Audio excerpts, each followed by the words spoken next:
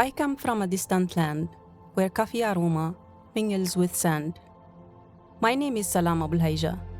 I'm from the Middle East, born in Lebanon, of a father with a Jordanian nationality and a mother with a stateless refugee status, both of Palestinian origins. My father worked as a mobile doctor at UNRWA.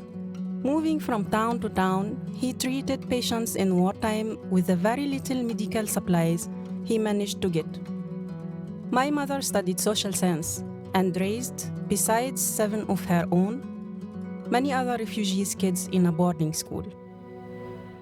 As a kid, I always liked gaming against computers.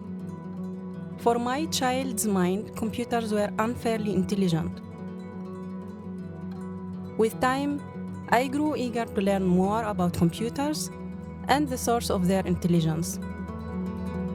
I studied computer science, a degree that is expensive and dominated by male students. The path was exciting, full of intellectual challenges, mixed with social prejudice about the incapability of female students, which I proved wrong, together with Ibtisam, Jumana, and other female fellows. Moving to Europe was as challenging. Oftentimes, I had to break through the stereotypes of oppressed Arab women.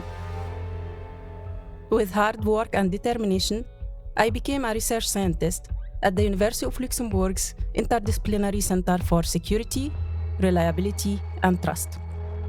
With my colleagues, we strive for excellent scientific research that addresses challenges faced by our society. As automated applications are continuously becoming part of our everyday life, from simple ones on our smartphones to automated assistance in medical surgeries, it is my job to make sure such applications respect our privacy and are developed using precise specifications so that we can entrust our lives in them.